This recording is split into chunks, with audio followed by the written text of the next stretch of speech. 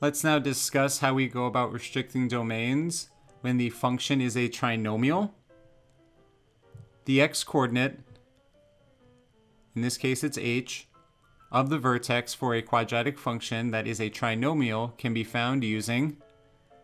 So instead of the function being given to us in vertex form, we are now dealing with a function that is a quadratic trinomial.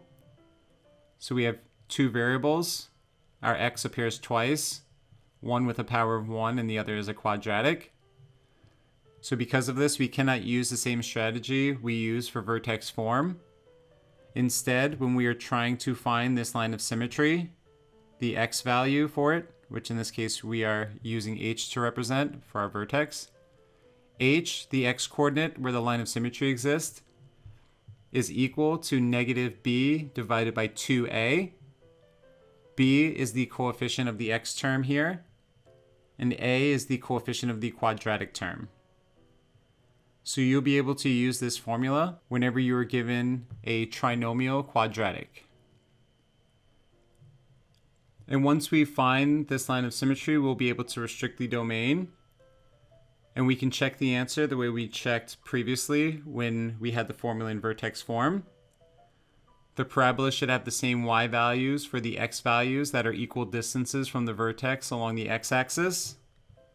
So if this is our vertex here, and this is our line of symmetry, if we go 1 to the right or 1 to the left, 1 meaning along the x-axis, these y values are going to be the same. It's a parabola, it's rising at an equal rate on both sides of this symmetry. If we go further, 3 away from the line of symmetry to the left or to the right, the y values for that part of the curve are the same.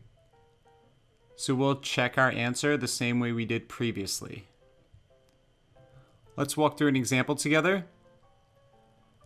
Restrict the domain of the function so it is 1 to 1 and check the answer.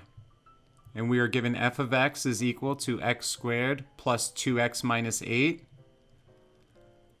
How do we find the vertex for this parabola?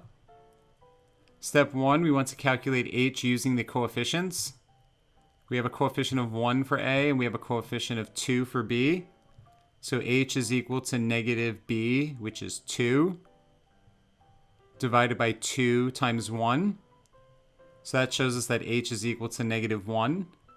We have 2 divided by 2, which is 1, and we have a negative here.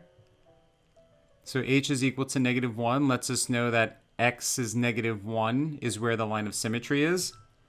So step 2, we want to set x to less than or equal to negative 1. And step 3, we want to set x to greater than or equal to negative 1. So this would be our answer. We restrict the domain to x is less than or equal to negative 1, or x is greater than or equal to negative 1.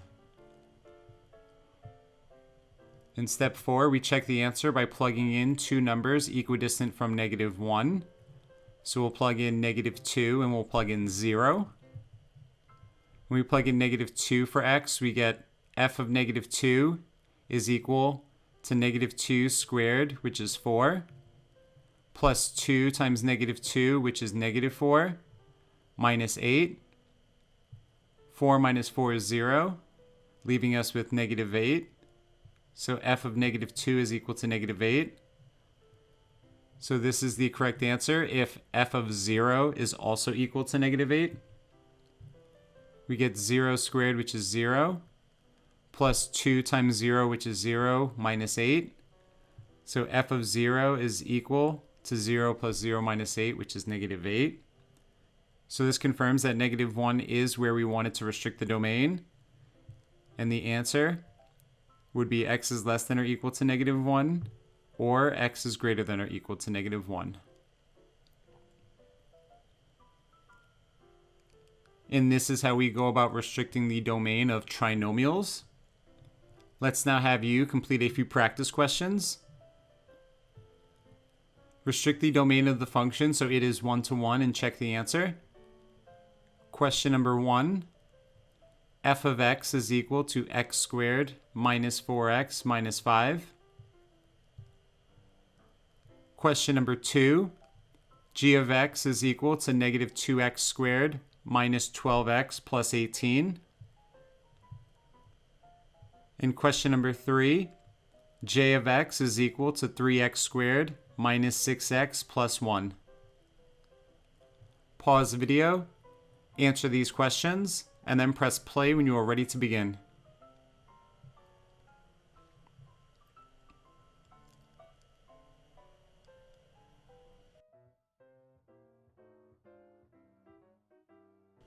Question number 1. We are given f of x is equal to x squared minus 4x minus 5. So step 1, we want to calculate h using the coefficients. So that would be h is equal to negative b over 2a. B is the coefficient of the x term, so it's negative 4. A is the coefficient of the quadratic term. So since nothing is shown, we know it is 1. So h is equal to this negative times this negative would give us negative 1 times negative 1, which is 1. So those cancel each other out. 2 times 1 is 2. So we wind up with 4 divided by 2, which is positive 2. So the line of symmetry exists where x is equal to 2. So step 2 is to set x to less than or equal to 2. And step 3 is to set x to greater than or equal to 2. So this would be the answer to question number 1. X is less than or equal to 2, or x is greater than or equal to 2.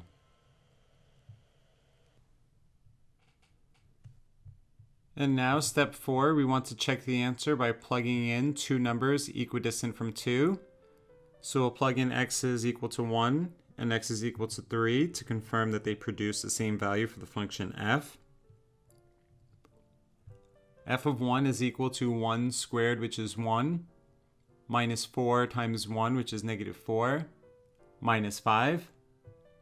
1 minus 4 is negative 3, and negative 3 minus 5 is negative 8.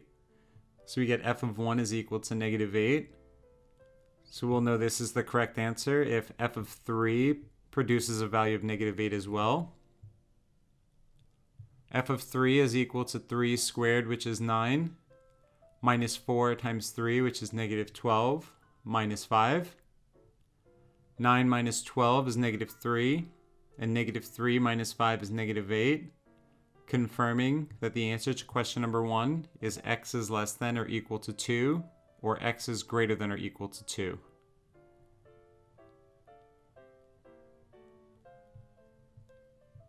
So that is the answer to question number 1.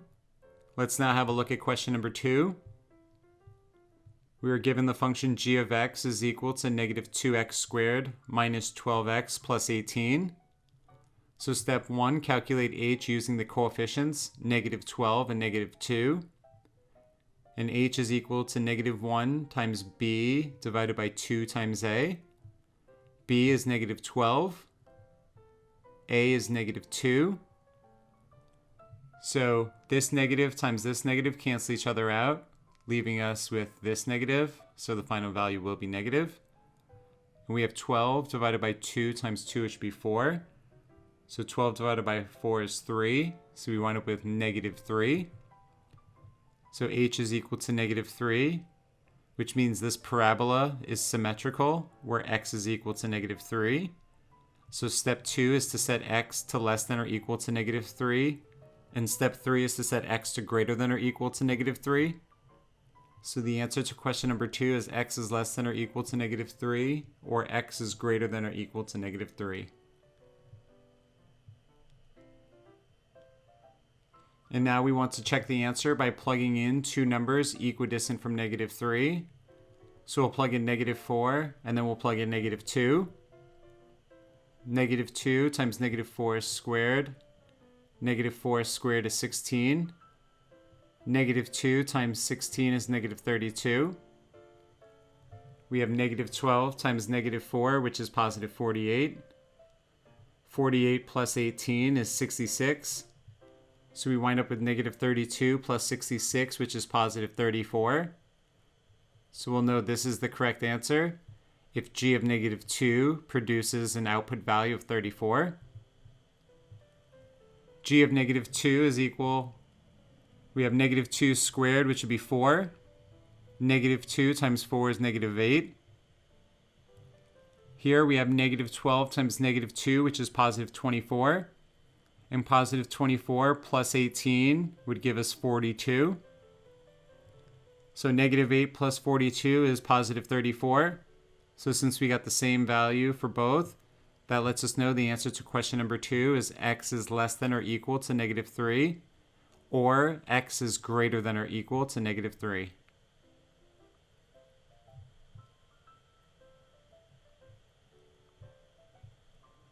So that is the answer to question number 2.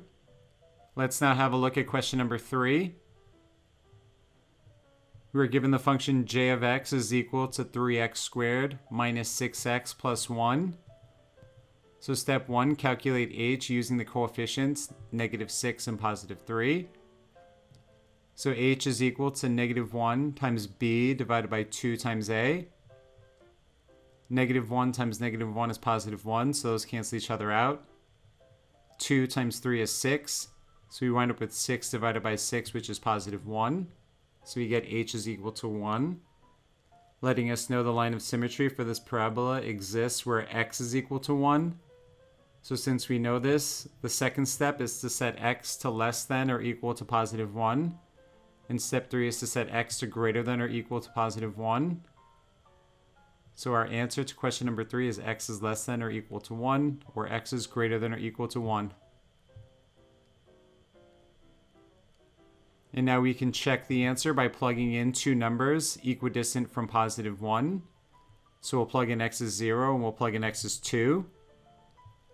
J of 0 is equal to 3 times 0 squared, which is 0, minus 6 times 0, which is 0, plus 1 would show us that j of 0 is equal to 1. So when we plug in j of 2, we're looking for an output value of 1. And j of 2 is equal to 3 times 2 squared. 2 squared is 4. 3 times 4 is 12. Up here we have negative 6 times 2, which is negative 12. And then we have plus 1. So 12 minus 12 is 0. 0 plus 1 is 1. So j of 2 is equal to 1, confirming that the answer to question number 3 is x is less than or equal to 1, or x is greater than or equal to 1.